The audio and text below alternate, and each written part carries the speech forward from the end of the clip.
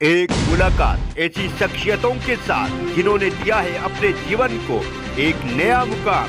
रूबरू कराएंगे ऐसी कुछ हस्तियों के साथ एक खास शख्सियत के साथ मुलाकात। जयदेव पटेल के साथ नंबर 1 इंडिया न्यूज पर रात। नमस्कार दोस्तों, मैं जयदेव पटेल, आपका एक बार फिर स्वागत है एक खास शख्सियत के साथ मुलाकात प्रोग्राम में। आज हमारे साथ खास मेहमान है मध्य प्रदेश पुलिस के अतिरिक्त पुलिस महानिदेशक एडीजी डीसी सागर। डीसी सागर जी, आपका बहुत बहुत स्वागत है आज के हमारे प्रोग्राम में। धन्यवाद, थैंक यू वेरी मच, शुक्रिया जी। डी सागर जी, आपसे मेरा पहला सवाल है कि सड़क दुर्घटना में हो रहे लोगों की मौत को कैसे रोका जाए और इसके लिए आपकी तरफ से क्या प्लान बनाया गया है?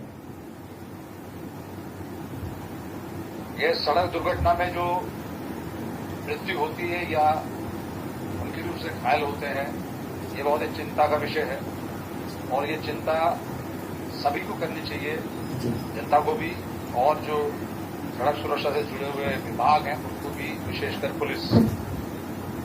इसकी रोकथाम के लिए सबसे जो एक महत्वपूर्ण एक टूल है, एक रास्ता है, एक मार्ग है, वो ये है कि जो हमारी जनता है, पब्लिक है, उसमें यातायात के नियम को पालन करने की इच्छा शक्ति होनी चाहिए। नियम मालूम है लेकिन जल्दबाजी में, लापरवाही में और आपाधापी में वो नियम कानून उनके जहन में रहता नहीं है, उसका अमल नहीं होता। लिहाजा वो ओवर स्पीडिंग करते हैं गाड़ी की, ओवरलोडिंग करते हैं गाड़ी में, बच्चों को गाड़ी देते हैं, मदिरा पान करके गाड़ी चलाते हैं और विशेषकर वो रेड लाइट जंप करते हैं और ऐसी जगह पर वाहन तेज चलाएंगे जहां पर उतनी तेज वाहन चलाना वर्जित है। उदाहरण के लिए मैं बताऊंगा कि एक घटना जो 4 इमली में हुई है भोपाल में, जहां पर एक पुलिस के अधिकारी, जाबाज अधिकारी मोटरसाइकिल पे थे और पीछे से एक कार बहुत ही तेज गति से आती हुई उसने टक्कर मारी और उसको काफी दूर तक खदेड़ा। तो यहाँ पर 2 चीजें हैं प्रासंगिक, एक ओवर स्पीडिंग, दूसरी लापरवाही, तीसरी जो व्यक्ति, जो अधिकारी पुलिस के मोटरसाइकिल पे थे उनके सर पे हेलमेट नहीं था। तो ये कानून के कहता है लेकिन हेलमेट नहीं था। जनता जो बड़ी वाहन चला रही है, महंगे वाहन चला रही है, उन्नत वाहन चला रही है, मॉडर्न वाहन चला रही है, उनको नियम कानून की जानकारी होते हुए भी वो लापरवाही करते हैं, झांक में चलाते हैं गाड़ी।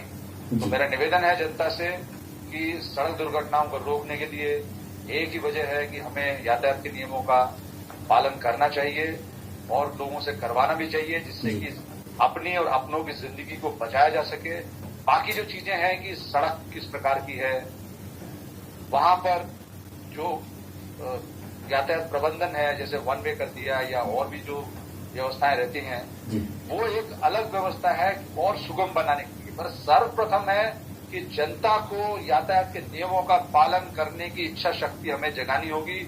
इसलिए ये जो ट्रैफिक लिटरेसी है, इस पे हमको ध्यान देना पड़ेगा सभी को। डीसी सागर जी, सड़क दुर्घटना में लोग मदद के लिए आगे नहीं आते हैं क्योंकि उन्हें बाद में पुलिस प्रशासन के सवालों से परेशान होना पड़ता है। ऐसे में इसके लिए क्या कोई दिशा निर्देश जारी किए गए हैं जिससे लोग ज्यादा से ज्यादा ऐसी स्थिति मदद के लिए आगे आ सके? देखिए, आपका जो ये प्लेटफॉर्म है, फोरम है, बहुत ही प्रासंगिक है और बड़े सुखद विषय है कि आपके इस प्लेटफॉर्म के माध्यम से ये बात जनता तक जरूर पहुंचे कि जो मोटर व्हीकल एक्ट है उसके अंतर्गत धारा 134A, उसमें स्पष्ट लिखा हुआ है कि यदि कोई घायल व्यक्ति, यदि दुर्घटनाग्रस्त व्यक्ति सड़क पर है और आपकी नजर पड़ती है उस पर, तो आपको उसकी मदद करनी चाहिए और आपको कानूनी संरक्षण प्राप्त है, आपको लीगल इम्यूनिटी प्राप्त है कि आपकी मर्जी है कि आप अपना नाम बताएं या अपनी जो पहचान है उसको बताएं। आपसे कोई दमन चक्र आप पे नहीं चलेगा, ना पुलिस कर सकती है, ना फिर अस्पताल में कोई आपसे पूछेगा कि आप कौन हो, क्यों लाया इसको यहाँ। यदि आप चाहेंगे तो आपके वहां पर स्टेटमेंट्स होंगे, आपका नाम वहां दर्ज हो सकता है और आप नहीं चाहेंगे नहीं होगा। लेकिन इसमें एक बहुत ही महत्वपूर्ण चीज जनता को चाहिए और ये हम एज अ शासकीय अधिकारी और खासकर स्वास्थ्य विभाग, उनको चाहिए कि जनता में फर्स्ट एड की जानकारी, बेसिक एलिमेंट्स की जानकारी सबको होनी चाहिए। जैसे किसी का खून निकल रहा है ज्यादा तो क्या करें, यदि कोई घायल है और गंभीर रूप से चोट लगी है तो उसको कैसे उठाएं, कैसे सावधानी पूर्वक उसकी गर्दन को सपोर्ट करें, उसके शरीर को सपोर्ट करें। जी। और यदि कोई गाड़ी के अंदर फंस गया है, भयावह एक्सीडेंट जैसे भी कुछ दिन पूर्व मिसरौल रोड पर हुआ, एक बहुत ही तेज गति से वाहन आया और वो ट्रक में घुस गया, उसमें 4 व्यक्ति नौजवान वो गाल के गाल में चले गए, गाड़ी के अंदर इस प्रकार से वो फंस गए कि उनको निकालने में ही बहुत ही मशक्कत करनी पड़ी पुलिस को। जी। तो ये मेरा निवेदन है कि जनता फर्स्ट एड की जानकारी को सीखे और उसको सिखाने के लिए अलग अलग कैंप्स लगने चाहिए और इसकी योजनाएं बनाई जा रही है कि हम स्वास्थ्य विभाग से मिलके या पार्टनरशिप करके सभी को, बच्चों को, युवाओं को, बुजुर्गों को फर्स्ट एड की बेसिक जानकारी हम देना चाहते हैं, जिससे कि उनमें एक आत्मविश्वास आए कि यदि कोई घायल व्यक्ति है तो उनके हाथ पैर न भूलें और वो उसकी मदद करें, सही ढंग से करें और उसकी जान बचाने के लिए वो इस फर्स्ट एड के जो ज्ञान है इसका पूरा प्रयोग वो कर सकते हैं। जी। तो ये जो गोल्डन आवर है, इस गोल्डन आवर को लोगों के दिमाग में बैठाना है कि जितना जल्दी से जल्दी आप उसको अस्पताल पहुंचा सकते हैं आप पहुंचाइए, आपको कोई परेशानी नहीं करेगा। और आपको 134A में एक नेक व्यक्ति का नाम दिया गया है, गुड स्मार्टन का नाम दिया गया है। और इसके लिए यदि आपने जान बचाई है तो उसको आपको अंदर से तो खुशी होगी, साथ में इसमें प्रावधान भी है कि आपके प्रकरण को सराहा जाएगा शासन स्तर पर। जी। डीसी सागर जी, आपने कहा कि मर्डर केस की तरह होना चाहिए एक्सीडेंट केस की विवेचना, इसके क्या मायने? देखिए, इसका मायने बहुत ही सरल शब्दों में ये है कि जो मर्डर है या जो गंभीर किस्म के अपराध हैं, जी, जैसे मर्डर विद रेप, नाबालिग के साथ में दुष्कृत्य किया, भगवान न करे ऐसा कभी हो, जी, तो उनकी जो विवेचना है उस विवेचना में आपको एक वैज्ञानिक दृष्टिकोण से विवेचना करनी चाहिए, करते भी हैं। और उसमें जो सर्वाधिक महत्वपूर्ण बात आती है वो आती है फॉरेंसिक साइंस की। तो जो एफएसएल साइंटिस्ट हैं, एफएसएल के जो अधिकारी हैं, उनको ऐसे गंभीर अपराध आईपीसी के, जैसे आपने बताया कि हत्या का मामला है और भी प्रकार के जो गंभीर अपराध हैं कि डकैती विद मर्डर, तो ऐसे जो अपराध हैं, जो गंभीर किस्म के अपराध हैं जिनमें आजीवन कारावास या जिनमें मृत्युदंड भी दिया जाता है माननीय न्यायालयों द्वारा, तो ऐसे अपराधों की जो विवेचना है उसमें वैज्ञानिक दृष्टिकोण होता है। उसी प्रकार जो सड़क दुर्घटना होती है जिसमें मृत्यु होती है, गंभीर किस्म के जो सड़क दुर्घटना है, उन सड़क दुर्घटनाओं की जो विवेचना है, जो इन्वेस्टिगेशन है, उस इन्वेस्टिगेशन में फॉरेंसिक एक्सपर्ट को बुलाना चाहिए और भी एक्सपर्ट यदि जरूरत हो तो बुलाना चाहिए और उस वैज्ञानिक दृष्टिकोण से ये स्थापित करना चाहिए कि ये जो वाहन है ये तेज गति से चल रहा था और उस तेज गति से चलने का ये प्रमाण है।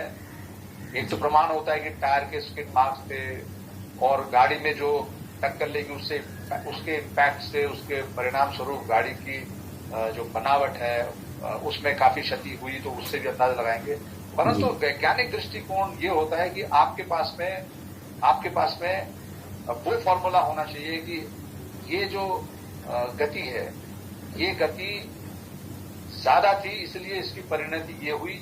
ये वैज्ञानिक दृष्टिकोण से फॉरेंसिक के जो एक्सपर्ट्स हैं, फिजिक्स खासकर, वो लोग इसको सत्यापित करके एक्सपर्ट रिपोर्ट देंगे।